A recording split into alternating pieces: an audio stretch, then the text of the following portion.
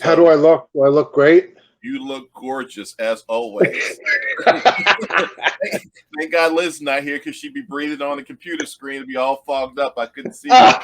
Hey, Liz, how you doing? I miss you. I miss you too. Well, she's not home yet. You're going to hear a loud roar from the dogs when she enters the house because they Okay, cool. and it's like a wild pack of wolves. It just erupts when she comes in. It's the Liz alarm.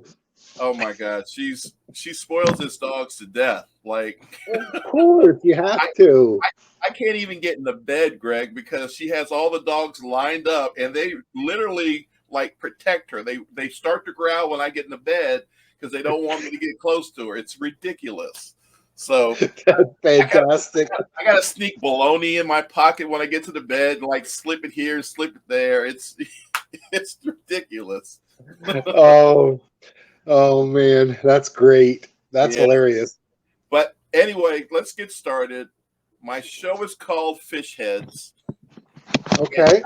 I've always had this idea of talking to people that are doing amazing things in a hobby that are not necessarily YouTubers. You know, YouTube's a big thing, and you see a lot of YouTubers, but you don't necessarily get to see people like yourself who do talks and have done things with CARES and other programs to help advance the hobby. When I was working for the American Cichlid Association, I used to always pitch, hey, Rusty Wessel, Paul Zell, rest in peace, Wayne Leibel. We should record these people and get their information so that we can share it to other people. And it's sad that Wayne's gone because, I mean, I was blessed enough to see at least 10 of his presentations, and they were great, all hilarious. I'm sure you saw some too. And for that to not have been, I mean, and for that to not to be seen by a large mass of people is unfortunate. So, got you here. Tell us about yourself. I know you've been in the hobby a long time. How many years you think you've been in the hobby? Oh, are we on? Oh, we're on. Yeah. it's just us. We're just recording.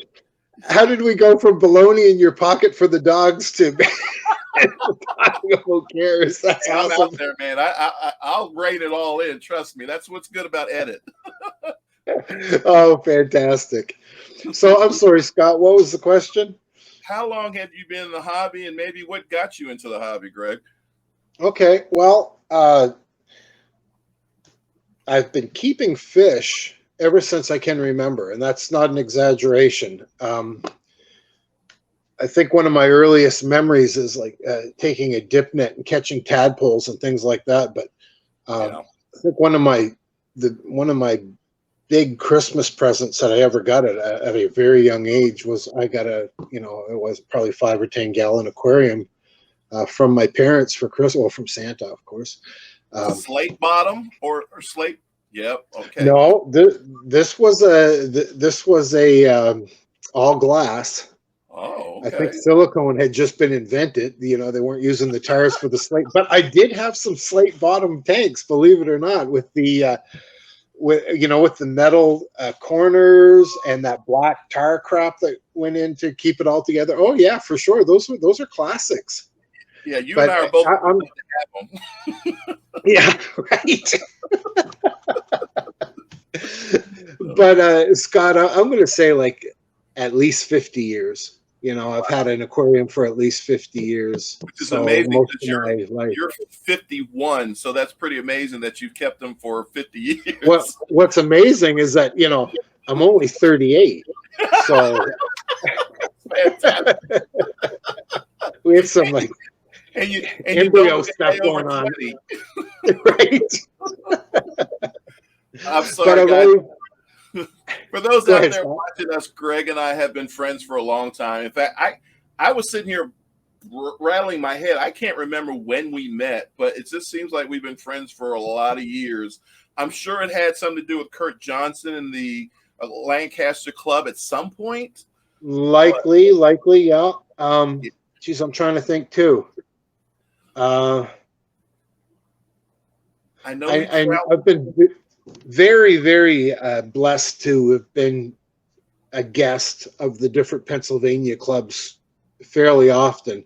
And you know how much I love it up your way, Scott. I really love the country, the people. There's everything.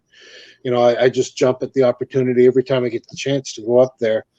You spoke at the I know class, right? Keystone class. Did you speak at that? I never have. No, That's I have not incredible. done. That's on my to-do list for sure. I'd like to do that someday. Absolutely. You did But the NEC. I'm sorry. You did the NEC, the Northeast Council. I've been very fortunate to speak at the NEC several times. I've been to Bucks County a couple times.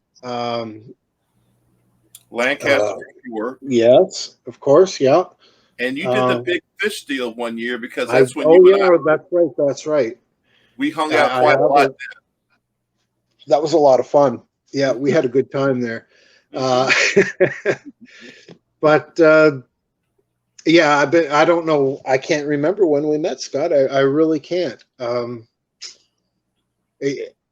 It would have to be at an NEC or some event in up that way at some point, I guess. I don't know. All I remember is that you were one of those people when we met, I felt like I knew you forever. You know what I mean? Yeah. And it's still that way. We might not talk for 6 months or a year or something, but when we do, we never miss a step, you know?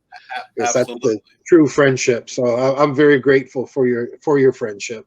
I feel the same way too. I kind of remember picking you up from the airport, like Kurt asked me to pick you up, and Liz and I had like a little package for you in the back seat, and we drove you around. And I think that's right. I remember that. I think you were looking for Starbucks mugs, and we're up to like midnight. Yes, that's right. Yeah, I had to get a mug for a coworker from Pennsylvania for her collection. That's right. Yeah. Oops, sorry. No problem at all. Yes. Oh yeah, that was good times. Good times. Yeah. But getting back to the fish keeping, Scott. Yeah, I've been keeping fish for a long time. Most of that time, you know, of course, I lived in the Maritime provinces in Canada, and I gradually went into the multiple tank syndrome, and then it just got out of control eventually, as usually. Yeah, the voice of experience.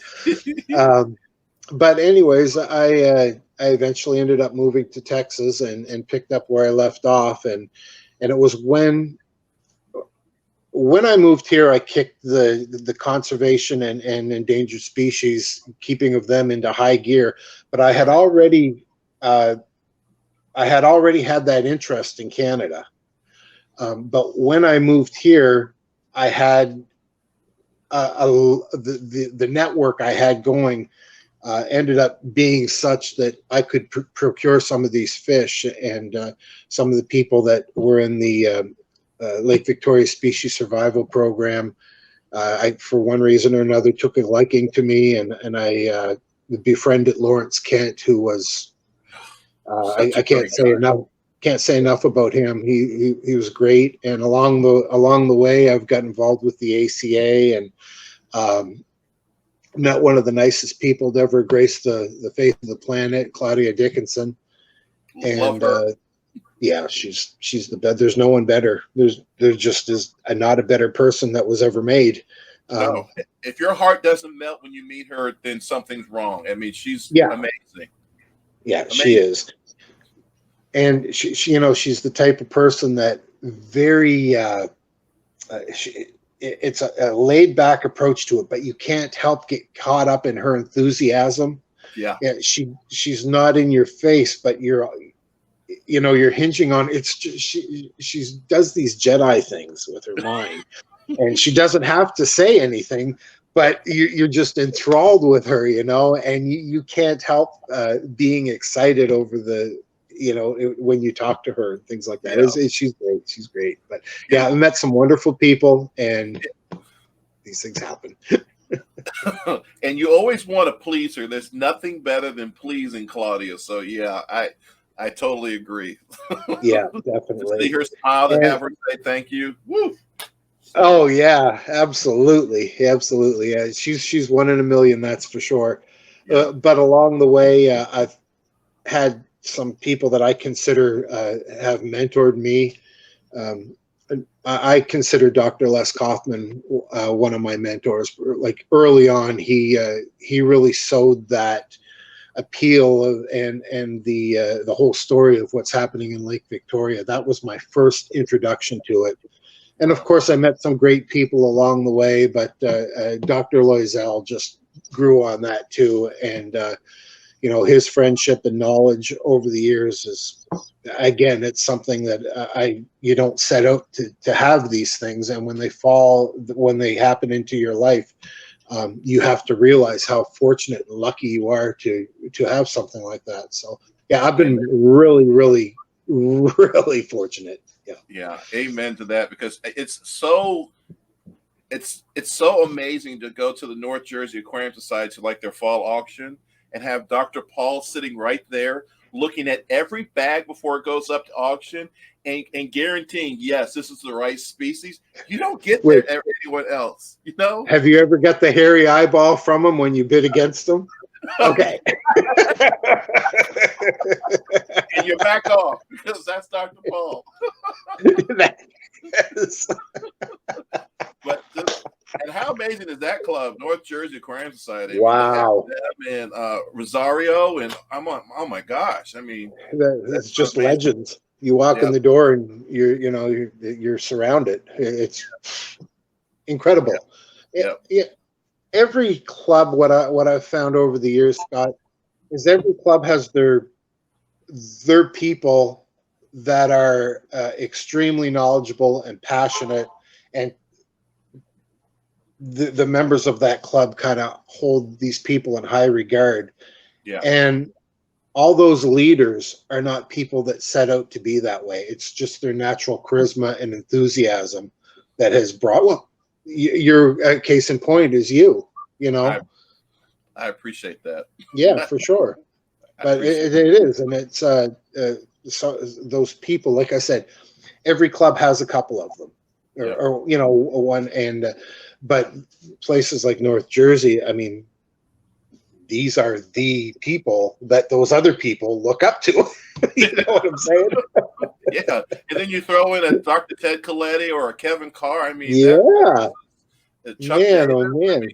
The names are legendary in there. It's incredible. It's great. I mean, so, so I won. I always say this. I have to say this. So the last North Jersey Fish Show, it was their 60th event, and I won Best of Show. So I always rub it into Kevin and Chuck's face all the time. Hey, your last fish show, I won it. Yeah, the kid won it. So the kid.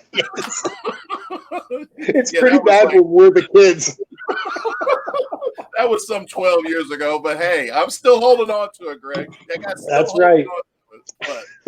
That's great. So you are a big Victorian cichlid person, correct? That is my main interest in aquatics. Yeah. Right. When you do talks, is that mainly on Victorians or? It varies. It used to be Lake Victoria cichlids. That was my main interest. Over the years, there's been people that have come along that have well surpassed me in the amount of knowledge they have, scientifically and hands-on keeping fish and everything. So there's a lot of great people out there that are, I would call them authorities on Lake Victorian cichlids. I've always tried to learn as much as I can, but Scott, like most of my knowledge comes from observation. So I've never done scale counts. I've always wanted to get involved in that, in the taxonomy of fish, but I never got that far. I was more concerned with breeding the fish and passing them on, to ensure that they were around, because some of these fish that we had, I mean, we had the last known colonies of them, right? And so that was what was most important to me, is to try and crack the proverbial mold to get them to breed, to spawn, and to be able to pass the fry to other people to work with. And I had some great success in that over the years. I was really, really lucky. Of course, it doesn't hurt that Victorian cichlids are like among the most easy fish to breed that there are. So I look like a hero, but it was really just add water and stand back, you know. But they're not readily available. Like if you go to fish stores, they're not. You know, you got to really be connected into the fish club circuit, I think, to really get a hold of those. It used to be that way. I think it still is that way from specialty breeders, or maybe like some online people that specialize in rare fish. Over the last few years, of course, some of the Florida fish farmers that we both know have taken up that little effort and devoted a pond or two to a cichlid or a Victorian cichlid or two, which is great because it used to, for a long time, the only one that would even touch them was Leif. Right. And, you know, he wasn't making money off them. He's a commercial fish breeder, but he was doing that out of pure passion. Right. He could have used that pond space for something more lucrative.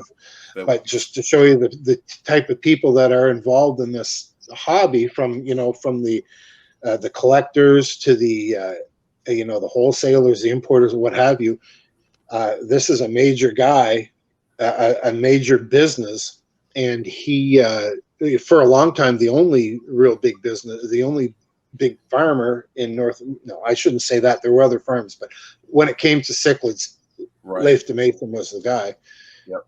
Probably still is, I'm sure. But for him to devote very valuable real estate to these small little silver fish that don't show any color until they're mature, it's just a testament to his mindset when it comes to conservation and keeping the species going as well. So we were really fortunate that all along the way, there were very passionate people. I don't mean to think it was just me with the tank and a couple rare fish. It wasn't that at all. There was a really large network, a growing network of people that really chipped in and got this whole endangered Victorian cichlid thing going. And we got to the point that I think for several species, there was more of them in our tanks than there was in the lake, if there was any in the lake left. So so there's a lot of great success with it. And for a long time, there was only a few of us that were doing this. But it seems to me now that there's been a lot of, over the past decade or two, there's been a lot of great information and publicity about these fish, and I think there's more and more fish keepers that are serious fish keepers that are looking towards keeping a care species, and keeping them going. It's not only Lake Victoria fish. You have people like Jim and Jose down here that keep Madagascar cichlids. Barumbiombo, all these places, there's these little specialty groups. And I think the mindset is kind of the same, just yes, we enjoy the fish, but you want to ensure that there's some around for the next generation. That's always been my mantra. So now there's a rumor that at one point you had a swimming pool or pond that had a Victorian cichlids in it. Oh, Lake Canyonica. Yes. Yeah. I had that. I had my pool going for about 10 years. It was kind of a silly experiment that ended up being a whole lot of fun. And I suggest that if anyone is in the climate that will allow something like that, hi Liz. There's the wolf pack. Sorry, but Greg. If anyone is in a climate, or is she there? I get to say hi. Yeah, she's not in yet, but yeah. Okay. Oh my God. You hear that, right? Is that her or the dogs? That's me looking at her. Oh, there you go. Oh my goodness. So let me grab it real quick. Hold on. Okay. All right.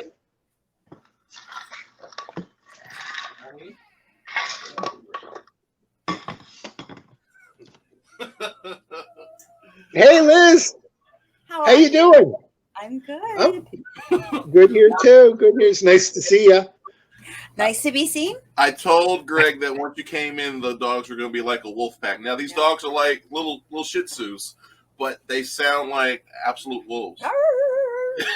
It wasn't the dogs; it was Scott. Exactly. All right. So, we're gonna get back to it, but I'm gonna come up and see you guys soon, Liz. Yay! We can't wait. I am. Yeah. All right. Awesome. All right. Woo, I got a kiss. We might have to wrap this interview up. Yeah. AFK. Yeah. All right. So you were talking about your pool. I'm sorry. You had it for 10 years. It was running. I had a pool set up for 10 years. I tried all kinds of different things with it. Of course, I'm in South Texas, so I had a good climate to get about 9 months a year out of it. But there were several times, those, it was really ghetto too, because my neighbors must have just loved me. The silver liners from the inside of a fish crate, you know what I mean? That silver bubbly stuff. Well, I took a whole crap load of it and I wrapped the whole pond with it, and then put a silver tarp, like this silver kind of plasticky solar blanket over top of it to try to keep it warm enough for the winter, to see if I could make it through the winter with them. And It looked like a flying saucer or something. And if you Google my house, I don't know if it's this way now, I haven't updated, but you look in the backyard, it's like there's this UFO sitting there. Google Earth took a picture of it when it was great. Where did that UFO crash happen? In that in your area, Texas? What is it? What's it called? Roswell? Great. You're just keeping the myth going, Greg. Oh, man, I'm telling you, it was so fun. But I used to go in there and I'd come home from work and I'd jump in the pond with the fish and everything and snorkel. And I got all kinds of video of it. And my neighbors have started talking to me again. So, hey, that's good. I know I was the kind of guy that I'd walk across the backyard with my snorkel, and people would be bringing their kids inside and things like that. It wasn't a good scene for a while, but your mosquito count had to be down, right? I'm sure those mosquitoes. No mosquito problem at all. No mosquitoes. That's the great thing people don't know about ponds and that stuff. You wipe out the whole mosquito population in your neighborhood. Absolutely, yeah. But that was so much fun. That was one of the highlights of my whole fish keeping career, was having Lake Canyonica in the backyard. Like I said, super ghetto, but man, was it ever a lot of fun. All right, I'm going to get you out of here real quick, but tell us about CARES a little bit. What is its mission? What is its purpose? I mean, I know we're trying to save fish that are endangered. Tell us a little bit about that if you can. Well, in a nutshell, the CARES program is all about the hobbyists getting involved on the front lines of saving endangered species. That's basically it. I mean, if you think of us hobbyists, Scott, you just think of all the equipment we have, all the resources we have. And if everyone, put a little bit of that into fish that might be threatened in the wild, and let's face it, that list grows every year. That just because of the environmental concerns, if nothing else. So I think that if you're serious about the hobby, it's a great way to give back, to keep and learn and breed and disseminate information about these wonderful fish. And just like I said, make sure they're around for the next generation to enjoy. That's all we can do. Right. Now, I'm going to put an image up that's probably going to make you a little frustrated, but I remember you talking about, why are we keeping this when we could be using those tanks to save fish that are endangered. So I remember you were talking about that at the Big Fish Deal. That resonated with me. You also talked about the importance of writing articles, because they will live for a lifetime. So, absolutely, sure. Let's start with a flower horn. I mean, I'm not a big fan of hybridized fish. I'm not. I mean, I've you're heard the upfront about that. That's yeah, yeah. absolutely. I feel the same way. So I'm not. People say there's a place for them in the hobby. It's one of those initial impulse buys that might get a hobbyist going, and maybe down the road they keep fish. right, Myself, I think that's all crock. I right. don't believe any of that. There's so many beautiful, easy to keep fish to start with. Look at the Alanacara of Malawi, or some of the beautiful Central and South American fish. I mean, Absolutely. I still don't understand why that need to create something exists. Do you know what I mean, Scott? Well, I do, Like, because I look at the Amphilophus trimax. It is mhm. it's really the starting point of the flower horn, and it's a beautiful fish. Why? And it's It's on its natural. own, right? Why would Yeah, you want anything else? You can have this, yeah. and enjoy it, as opposed to this hybrid that they're creating now for ridiculous prices on top of that. But Well, it's like you said. I don't pull any punches. I don't like that direction of the hobby.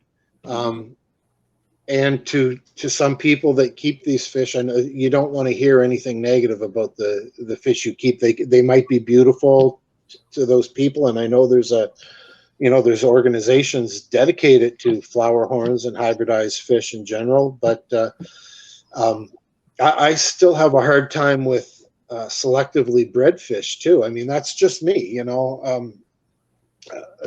to me, one of the most beautiful fish in the world is a wild discus or a yeah, wild angelfish, like yeah, a I got some discus back paraphilium. there. They're beautiful, right? Yep, absolutely But beautiful.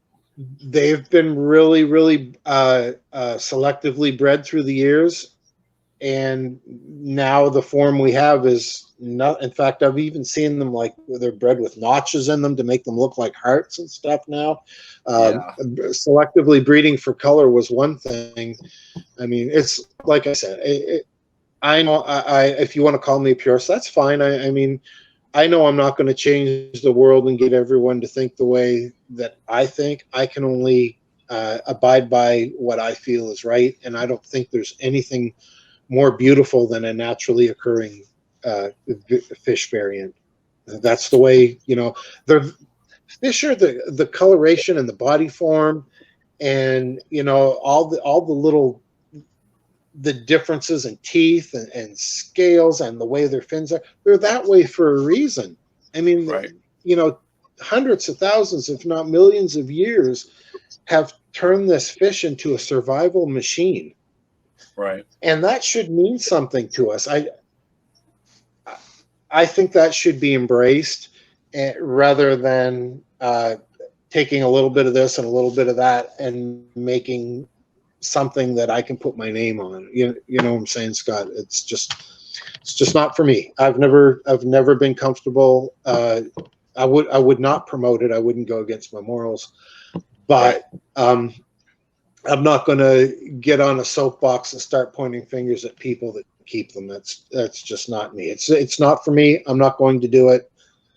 I understand there is people that do, and hopefully there's something positive that will come out of it somewhere down the line. Amen.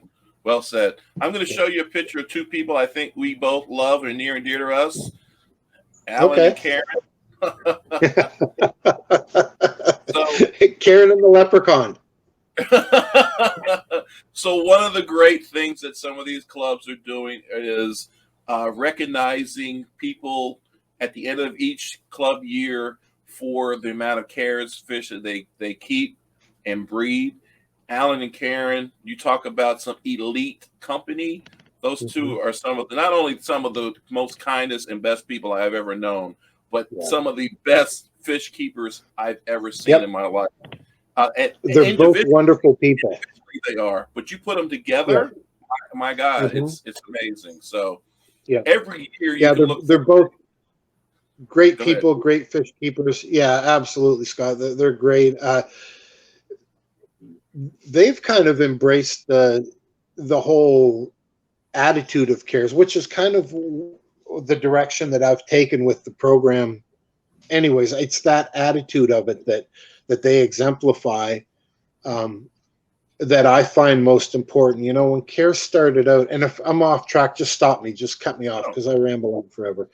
No When problem. CARE started out, it was a very data-driven program. You know what I mean? Like we wanted to keep databases of where all the fish were, who had what was going on, how your breeding efforts were going, and reward with different achievement levels and things like that.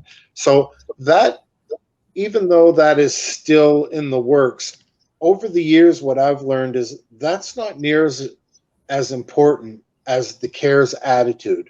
Yep. It's that whole attitude, like I said, that Karen and Alan obviously have, where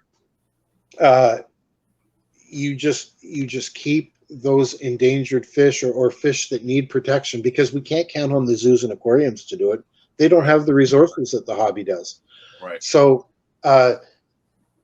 you have two expert fish keepers like that, for example, that not only care for the fish, they raise them to adult size where you can see their full glory, and then 9 times out of 10, these two great fish keepers breed the fish, and those young get put to somewhere else. And then people that might have those fish down the road want to know a little bit about how to be successful with them. They can go back to Karen and Alan and ask them about it, because they're more than happy to share the information that they've learned, through acute observations over the years. They are the kind of people that will grow this hobby. Absolutely. Yeah. And those CARES fish that they breed and give away or put into the program for points are spread all over Pennsylvania and all over the probably all over the country. Yeah. I mean, but I know they bring them to all the local clubs, Cichlid Club York, Lancaster, Bucks County. Tremendous people, and we're very lucky to have them in our area. So just wanted to bring them up because they're great. You guys have a program as well, right? This CARES, I see this picture here. Do you guys give out? Do you guys give out an award every year too? The CARES program. We do. Yes, that's pretty much administered by Claudia. She'll make the nominations, and we'll kind of discuss back and forth, the direction that we should go. And it always goes to someone that is very deserving of the award. Unfortunately, there's not enough awards to give people on an annual basis that deserve it, because there's so many great fish keepers out there that are doing wonderful work, Scott. Right. Yep. And then the last group that I know of, the American Cichlid Association, they give out this award as well. No, that's not that. Here it is. There it is. So we gave this to Peter George in 2019. I'm not sure who got it last year, but of course, the American Cichlid Association, Claudia's in our board, also gives this award out every year to someone that breeds the most CARES cichlids. So great program. Go ahead. I know that COVID, the pandemic has changed life for a lot of us.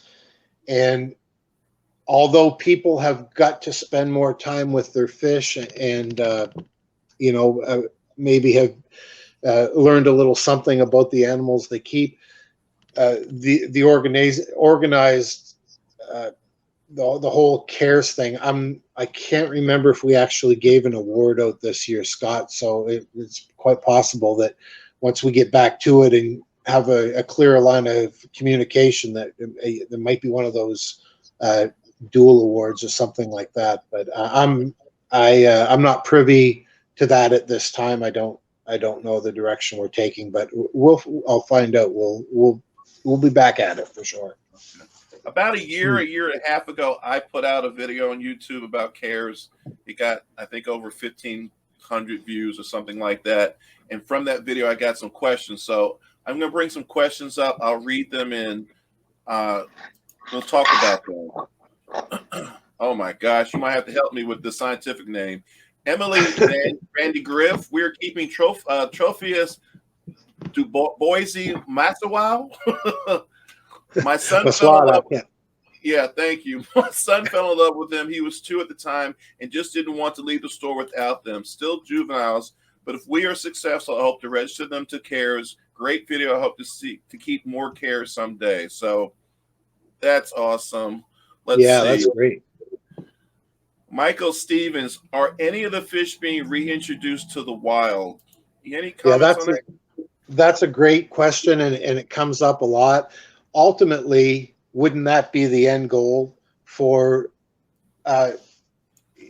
you got to keep in mind that on most cases, the habitat that these fish are from is being destroyed, and that is what's making the fish so endangered. So Yeah. what we've been basically doing over the years is trying to pull a little bit of founder stock from that remnant population to get into the hobby, so we can keep them going if something were to happen catastrophic to where the location that they're found. And unfortunately that happens quite often. So a lot of times the fish that we have in our tank, there's nowhere to put them back into the wild because that ecosystem doesn't exist anymore.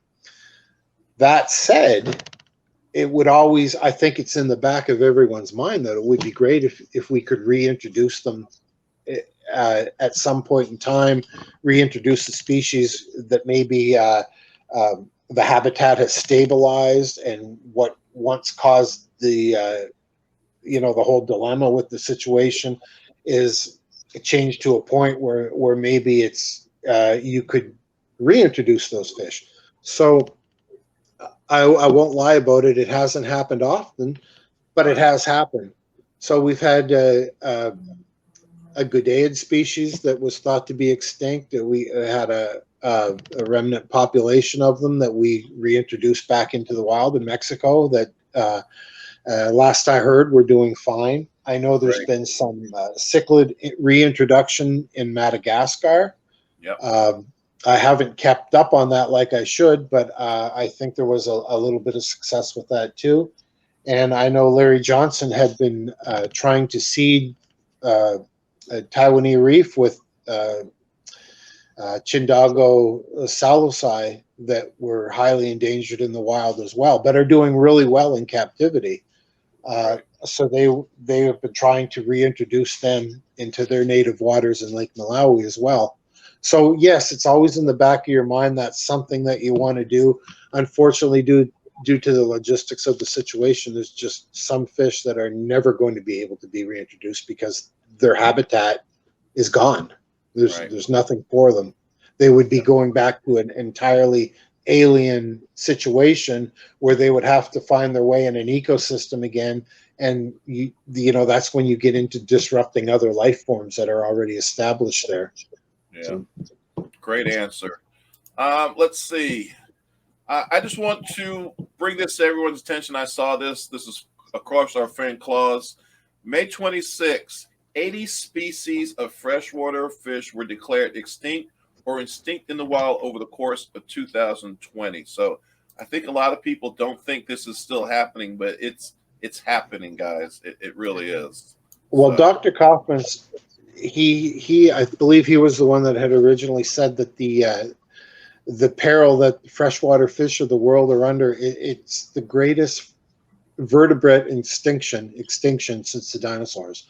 So we don't know how many species we've already lost. We have no idea.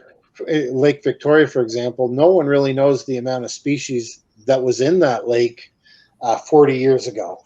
Right. And how many are gone forever? How many have hybridized with other species? It's just it's a sad situation. Yeah. Next, who we have? Aquafunk.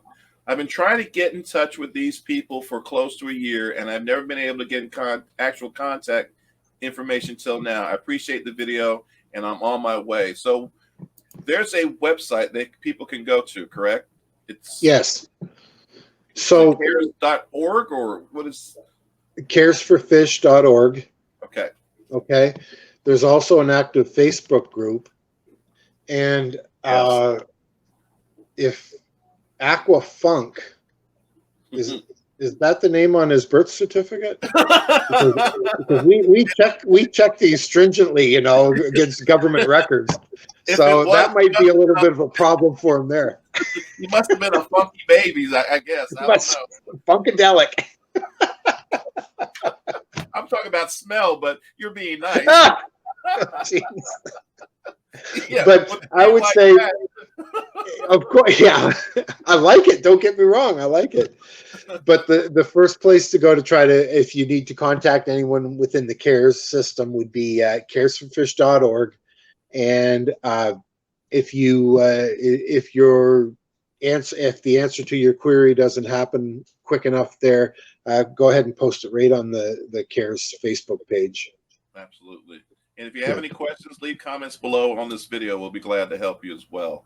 Thank you, Scott. Last question, I believe. Let me see. This is actually off the Facebook page. Dale Seeley. We have a 45-gallon tank that we are cycling right now. We're looking for something different, and this program was recommended. I appreciate any advice, as I have no idea where to start. So do you have a good beginner CARES fish you might start in the 45? Yeah, so this is a question I've seen quite often over the years. People want to get involved in CARES, but there's a lot about that question that you leave out before you can give an answer to it. First of all, what's the person's experience level? You don't. I don't mean this to sound wrong, but you don't want someone working with the last of a species if they're not an experienced fish keeper. Right. I know that's terribly blunt to say, but it's true. If you're new to keeping fish and that's your ultimate goal, maybe take a few months and keep some live bears or some entry-level cichlids. And there's like some of the convict allies. Yep. Nano lutea, I think. Mm-hmm. I'm saying I got the wrong fish. I'm sorry. It's getting late. But anyways, there's some really wonderful, easy to keep cichlids. A pair of them would be great in a 45, or some of the Gudaid species are fairly easy to keep in a species only tank. But that's another thing, you know, if you're going to keep a CARES species and you're going to be serious about it, this is something that you're going to do long term. Right. It's not something you're going to keep a couple silver fish and get tired of them in a couple months and move them out.